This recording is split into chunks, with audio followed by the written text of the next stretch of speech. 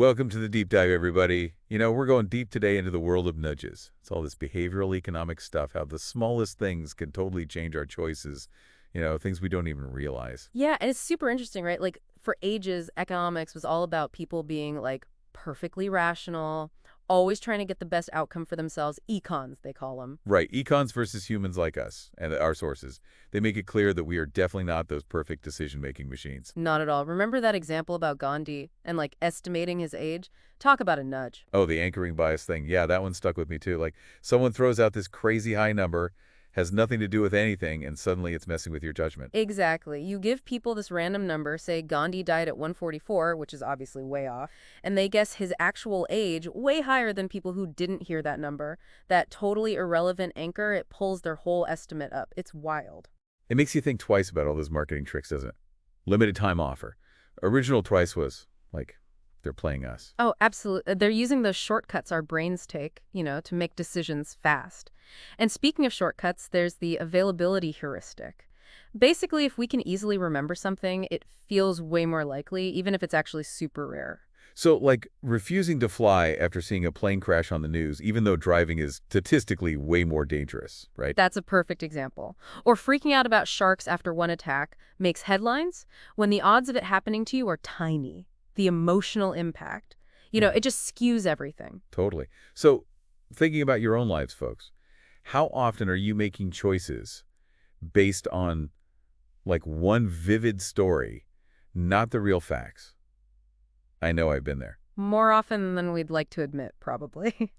But now let's shift gears a bit. Let's talk about the people who are setting up those choices for us, those choice architects. Ooh, the puppet masters. Okay, I'm listening. Well, not quite puppet masters. Think of it more like they're arranging the environment to kind of like gently nudge you in a certain direction.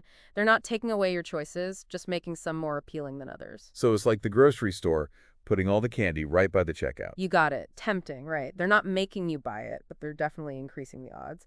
And one of their most powerful tools, defaults. Defaults. Okay, tell me more about that. Well, we humans, we love to stick with what's already chosen for us, even if it's not the best option.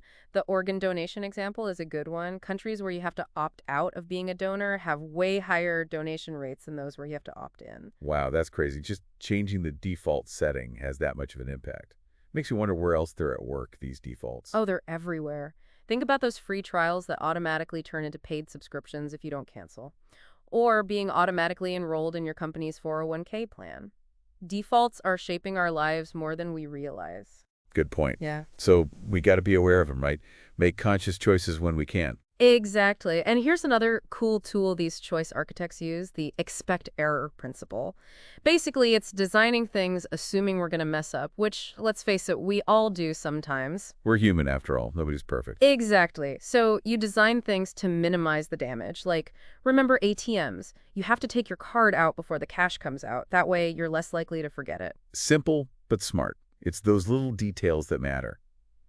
Okay, before we move on, there's this phrase I keep seeing in our sources, libertarian paternalism. Sounds kind of contradictory, right? It does, doesn't it? But it's actually a key idea behind a lot of this nudge stuff. It means we can nudge people towards making better choices without taking away their freedom to choose. So, like, giving them a little push in the right direction, but they can still go another way if they want. Precisely. Think about a cafeteria where the healthy food is right up front, easy to grab, makes it more likely folks will choose it, but it doesn't stop anyone from grabbing a burger and fries if that's what they really want. Interesting. Seems like a fine line to walk, though, right? When does a nudge become, like, manipulation? That's a big question and one we'll definitely dig into more as we go. But for now, let's look at a really cool example of nudging in action. It's called Save More Tomorrow, and it really shows both the benefits and, yeah, those tricky ethical parts of this whole approach. So the Save More Tomorrow thing, super clever, really. It's helped tons of people save more for retirement. Yeah, I got to know more about this one. How does it work? I mean, don't people usually hate the idea of, like, automatically saving more? Well, it plays on a few of our quirks. First, it uses inertia. Once you're in, you kind of just stay in, even as the savings go up little by little. Uh-huh. Plus, it avoids that loss feeling we hate. It times the savings increases with your raises. So you never actually see your take-home pay go down. Sneaky, right? Snart. But kind of tricky, too. Like, are we being fooled into saving more? Which, yeah, it's a good thing, but It reminds me of that whole ethical debate about nudges. Right. It's a slippery slope. Where's the line between a helpful nudge and straight up manipulation? Exactly. It's like, if I'm being steered towards something without knowing it, that feels kind of wrong. Like, those websites designed to trick you into buying stuff you don't need. Oh, yeah, those dark patterns. No, ethical nudges, they should be about helping people make choices that fit their goals, not about taking advantage of them. It's like a friend might remind you to save money, but they wouldn't trick you into it. It's a good way to put it. It's got to be guidance, not pressure or deception. Speaking of nudges for good, though, remember that organ donation stat? Austria versus Germany. Oh, yeah. Austria, they're opt-out, meaning you got to say no to not be a donor. Consent rate, over 99%. Wow. Germany, opt-in, only 12%. That's the power of defaults right there. It's mind-blowing. And it's not just organ donation. Think about all the ways nudges can help people be healthier, too. Like our sources mentioned how just rearranging the food in a cafeteria. Can make a huge difference. Put the healthier stuff at eye level or at the beginning of the line, bam. People choose it more often. It's about making the good choice the easy choice. Makes sense. We're busy. We grab what's convenient, even if it's not the best for us in the long run. Which, hey, reminds me of those color-coded nutrition labels. I actually like those. Right. Those labels and calorie counts on menus, they give you info right when you need it. It's easier to make healthy choices when you know what you're actually getting. It's about making informed choices, not blind ones. Which brings us back to that libertarian paternalism thing. It's like guiding people towards what's good, but not forcing them. Tricky balance, for sure. Oh, for sure. Makes you wonder, who gets to decide what's good anyway? How much nudging is too much? But hey, let's focus on the positives for a bit. You know those behavioral insights teams, or BITs? Yeah, our sources mention those. They're like nudge experts, right? Working for governments, organizations, all that. Exactly. They're popping up everywhere, using this behavioral economic stuff to make policies and programs better, trying to get people to pay taxes on time, vote, save energy, all sorts of things. Cool. Any standout examples? Well, the UK's team, sometimes called the Nudge Unit, they've done some really cool stuff, like using personalized texts to remind people about taxes, way more effective than just a generic message. So they tailor the message to the person. That's clever. Yep. Tiny tweaks to the wording based on this behavioral stuff, and boom, more people pay up. It shows you don't need massive changes to make a difference. And speaking of making a difference, nudges are starting to show up in education too. Really? How so? Schools are trying out text reminders for homework, financial aid applications, stuff like that. It's that little extra push some people need. We all need a nudge now and then, right? Speaking of, I want to talk about choice overload. That feeling of just being swamped by options. Like when you're shopping online or picking a retirement plan. Choice overload? Oh, it's real. It can make you tired, put things off, even make you less happy with the choice you do make. It's weird, but sometimes having fewer choices is actually better. Less is more, like they say. But how do you actually do that? It feels like we're drowning in choices these days.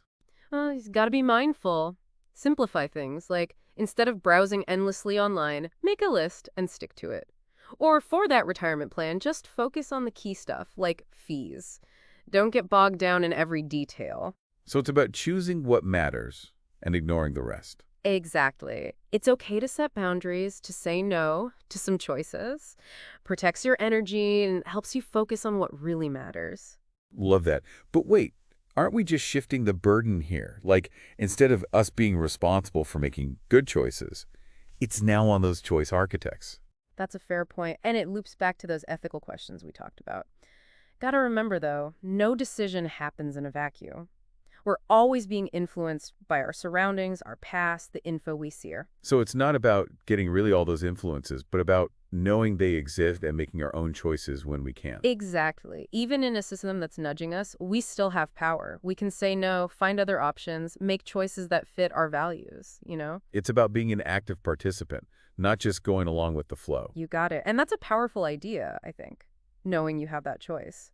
It's funny. After talking about all this nudge stuff, I'm seeing it everywhere. Like, I've got nudge radar now. It's like that, yeah. Once you understand the idea, you can't unsee it.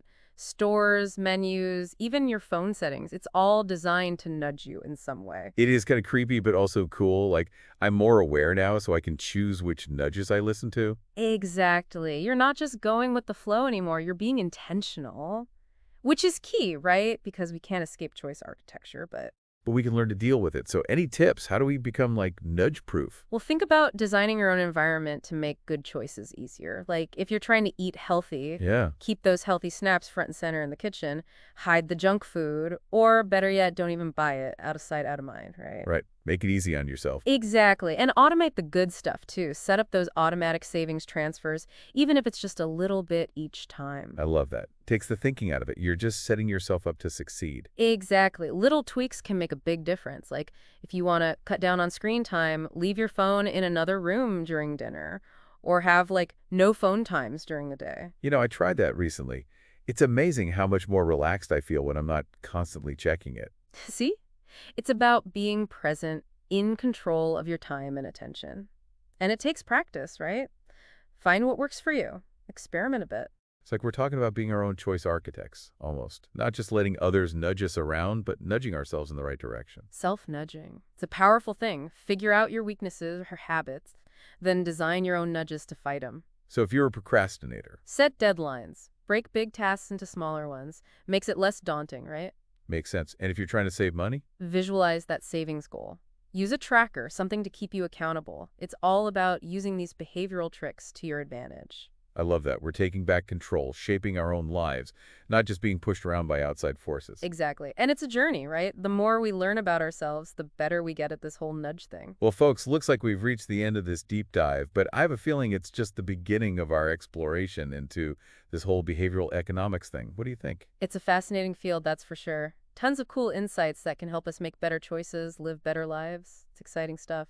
Absolutely. So keep those minds curious, everyone. And remember, you have the power to nudge yourself towards a better future. Until next time, happy diving.